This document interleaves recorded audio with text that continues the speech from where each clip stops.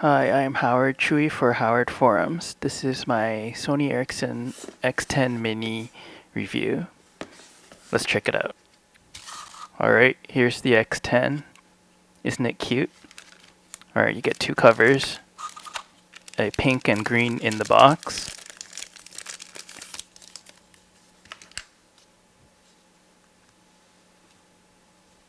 Despite having removable back covers, the X10 is relatively solid.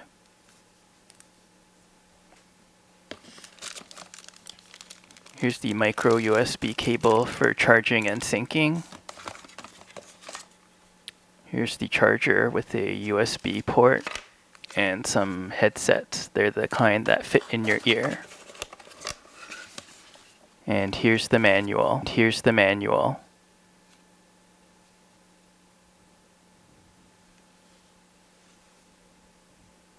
Okay, let's check out the X10 Mini. So there's only 3 physical keys on the front. The menu is sort of in the corners. So at the top left, you can message, Gmail, top right, etc. You slide the screen up and down to access the menu. It's powered by a 528 megahertz processor with a 320 by 240 display. So while it's not as powerful as some of the newer flagship Android phones, the 528 megahertz processor isn't horribly slow or anything. In fact, a lot of Android phones were powered by this last year. It's adequate. So yeah, the menu is pretty fluid. Here's how you change the menu. You just organize the icons and then drag them to the corner that you want.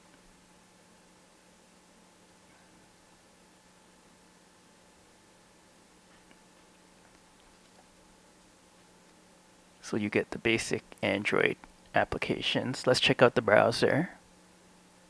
Oops, I have to exit the menu organization menu first.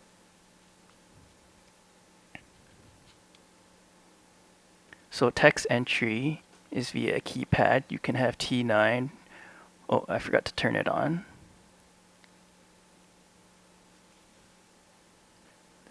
I'm used to T9 personally, so I don't mind it, but if you text a lot, it'll probably drive you crazy. It would be nice if Sony Ericsson included a QWERTY keyboard for use occasionally, since the keyboard or the keypad's kind of hard to use sometimes. So you notice the browser actually works all right. It doesn't feel terribly slow or anything, so it's adequate. And so that's one thing I really noticed when using the X10 Mini, is that even though it's not running cutting edge hardware, it's not horribly slow either. Here's the camera. It has a resolution of 5 megapixels, and actually it's not that bad. It takes decent pictures,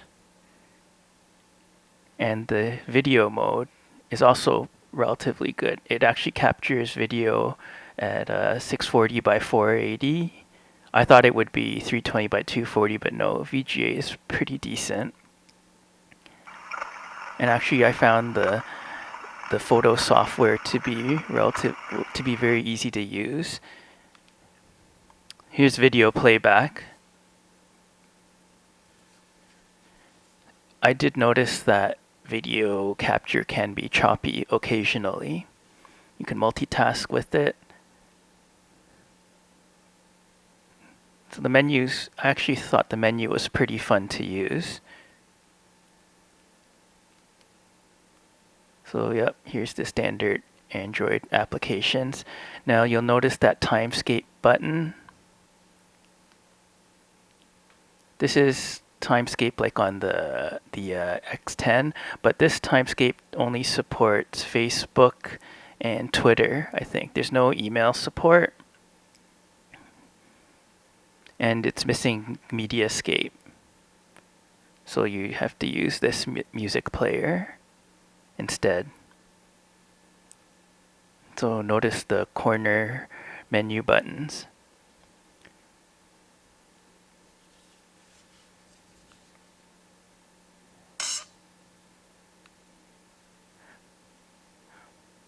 So one thing about the X10 Mini is that a lot of the programs don't have a lot of menu options, which isn't necessarily a bad thing because given the size, it's better that the phone is less complicated. And like I said, when I use this, I really like how it feels adequate. Okay, let's check out the back. There's the 5 megapixel camera. Notice the flash, volume buttons, and a camera button. 3.5mm headphone jack plus a micro SDH or micro USB slot for charging and syncing. Here's the power button. Okay, here's the back. Notice the micro SDHC card slot. The SIM card is very difficult to remove. What I did was I used another SIM card to help slide it out.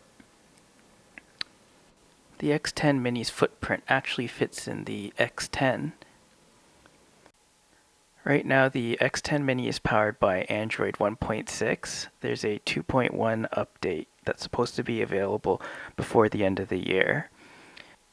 One really disappointing thing is that the display is not multi-touch capable, so it'll never gain multi-touch capabilities. Battery life is not very good. You won't be able to make it through the day unless you use the X10 Mini for voice only. Sound quality is okay. It's a little rough, but it's definitely acceptable.